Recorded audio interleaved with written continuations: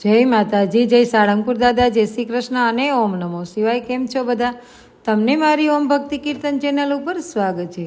તો ચાલો આજે આપણે સાંભળીશું સોમવતી અમાસ વિશે. સોમવતી અમાસનું વિશેષ ધાર્મિક મહત્વ છે અને સોમવારે આવતી હોય એને જ આપણે સોમવતી અમાસ કહીએ છીએ. સોમવાર ઉપર અમાસ તિથિ આવે ત્યારે જ તેને આપણે સોમવતી અમાસ કહીએ છીએ. અને આ વખતે શ્રાવણ માસની છેલ્લી તિથિ એટલે કે 2 સપ્ટેમ્બર 2024ને સોમવાર છે. આથી સોમવતી અમાસનો ખાસ યોગ બની રહ્યો છે અને સોમવતી અમાસ પૂર્વજોની પૂજા કરવા અને ભગવાન શિવ અને માતા પાર્વતીની પૂજા કરવા માટે ફળદાયી હોવાનું કહેવાય છે. તેથી જ્યોતિષશાસ્ત્રમાં અમુક ઉપાયોનું વર્ણન કરવામાં આવ્યું છે જે કરવાથી પિતૃદોષમાંથી આપણને છુટકારો મેળવી શકાય છે. વળી બધી જ ઈચ્છાઓ પૂરી થઈ શકે છે. તો ચાલો આવો જાણીએ આપણે તેમના વિશે. દેવ અરિયાનાની પૂજા કેવી રીતે કરશો? જો તમારી જન્મકુંડળીમાં પિતૃદોષ હોય તો સોમવતી અમાવસ્યા ઉપર પિતૃલોકના દેવતા અરિયમાની પૂજા કરવી જોઈએ. તેમજ બ્રાહ્મણોને અન્ન વસ્ત્રનું દાન કરવું જોઈએ. આમ કરવાથી તમે પિતૃદોષમાંથી છુટકારો મેળવી શકો અને સાથે સાથે વંશવૃદ્ધિને આશીર્વાદ પણ મળે છે. તેમજ પંચબલી પણ કાઢવું જોઈએ. સોમવતી અમાવસ્યા ઉપર પંચબલી કાઢવું જોઈએ એટલે કે 5 માટે ભોજન કાઢવું જોઈએ. 5 માટે ભોજન એટલે કયા કયા? તો કે કૂતરા માટે, ગાય માટે, કાગડા માટે વગેરે માટે ભોજનનો એક ભાગ આપવો જોઈએ. એવું માનવામાં આવે છે કે પિતૃ દ્વારા ભોજન ગ્રહણ કરે તેઓ પ્રસન્ન રહે છે અને આશીર્વાદ આપે છે. પીપળાના વૃક્ષની પૂજા પણ કરવી જોઈએ. પિતૃદોષથી પરેશાન હોવ તો સ્નાન કર્યા બાદ પીપળાના વૃક્ષની પૂજા કરવી, સાથે જ ઝાડના મૂળમાં દૂધ અને પાણી ચડાવવું. પીપળાના વૃક્ષની ફરતે 7 વખત સૂતરની આંટી બાંધી અને ત્યારબાદ 11 વખત પરિક્રમા કરવી જોઈએ. સાથે જ ઓમ નમો ભગવતે વાસુદેવાય નમઃ મંત્રનો જાપ કરવો જોઈએ. આવું કરવાથી તમે પિતૃદોષમાંથી મુક્તિ મેળવી શકશો. તેમજ રુદ્રાભિષેક પણ કરી શકો. તમામ ગ્રહો ઉપર ભગવાન શિવનું આધિપત્ય છે. તેથી સોમવતી અમાસ ઉપર ભગવાન ભોળાનાથની પૂજા કરવી જોઈએ. સાથે જ ભગવાન શિવને બીલીપત્ર અર્પિત કરવા જોઈએ. સાથે શિવલિંગ ઉપર દૂધ અને દહીંથી અભિષેક કરવો જોઈએ. પિતૃદોષમાંથી મુક્તિ આપવા માટે શંકર ભગવાનને પ્રાર્થના કરવી જોઈએ અને પિતૃસૂક્તનો પાઠ કરવો જોઈએ. અમાસ તિથિ ઉપર પવિત્ર નદીમાં સ્નાનનું ખૂબ જ વિશેષ મહત્વ છે. તેથી તો સોમવતી અમાસ ઉપર પવિત્ર નદીઓમાં સ્નાન કરવામાં આવે છે અને સાથે જ સૂર્યદેવને જળ ચડાવવામાં આવે છે. પિતૃ પૂર્વજોનું સ્મરણ કરી કુશની પવિત્રી હાથમાં પહેરી જળ અર્પણ કરવું જોઈએ.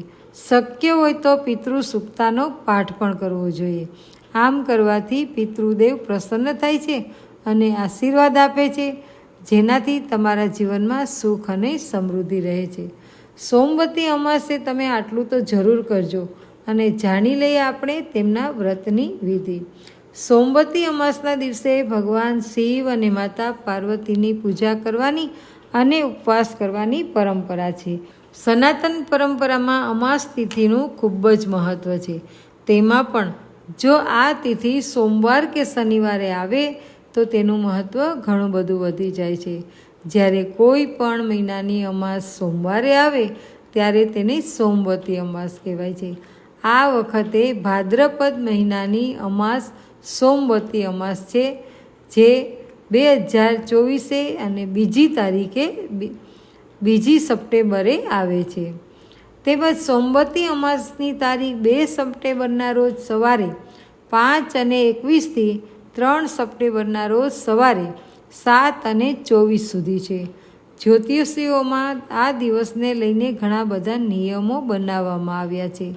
સોમવતી અમાસના દિવસે ભગવાન શિવ અને માતા પાર્વતીની પૂજા કરવાની અને ઉપવાસ કરવાની પરંપરા છે. આ દિવસે પરણિત મહિલાઓ વ્રત રાખે છે અને ભગવાન શિવ અને માતા પાર્વતીની પૂજા કરે છે અને તેમના પતિના લાંબા આયુષ્ય માટે પ્રાર્થના કરે છે.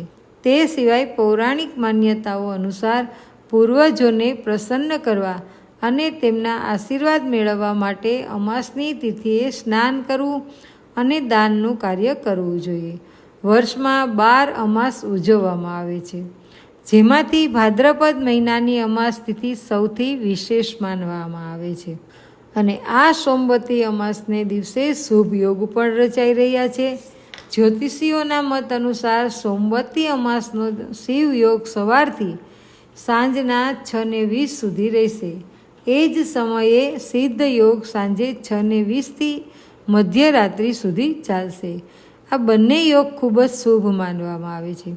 એવું કહેવાય છે કે આ સમયગાળા દરમિયાન શુભ કાર્ય કરવાથી સફળતા મળે છે, સાથે જ પરિવારમાં ખુશીનો માહોલ રહે છે.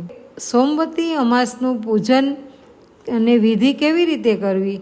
તો કે સોમવતી અમાવસ્યાના દિવસે સવારે બ્રહ્મ મુહૂર્તમાં જાગીને દેવી દેવતાઓનું ધ્યાન કરીને દિવસની શરૂઆત કરવી જોઈએ અને આ પછી સ્નાન કરવું જોઈએ. હવે સૂર્ય ભગવાનને જળ ચડાવવું જોઈએ, અર્ધ્ય આપવું જોઈએ.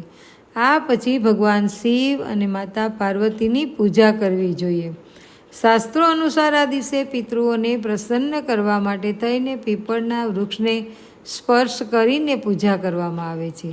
આ ઉપરાંત ડાંગર, સુપારીના પાન, હળદરને ભેળવીને તુલસીના ઝાડને વિધિ પ્રમાણે અર્પણ કરવા જોઈએ અને તુલસીને ઝાડને થડ પાસે મૂકવા જોઈએ.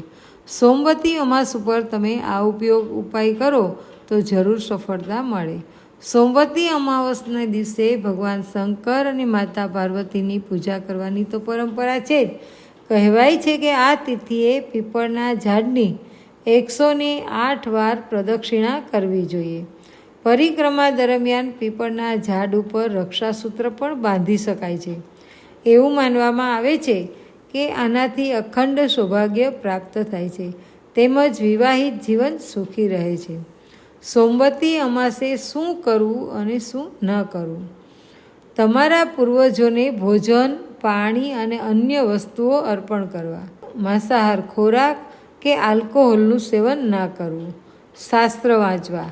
આ દિવસે ચણા, દાળ, સરસવ અને મૂળા જેવી વસ્તુઓ ખાવાની મનાઈ છે. પૂજા પર મહત્તમ ભાર રાખો. તે દિવસે પૂજા વધારે કરવી. ભગવાન વિષ્ણુની પૂજા કરવી. અમાસને દિવસે ગુસ્સો કરવો નહીં અને બ્રહ્મચર્યનું પાલન કરવું.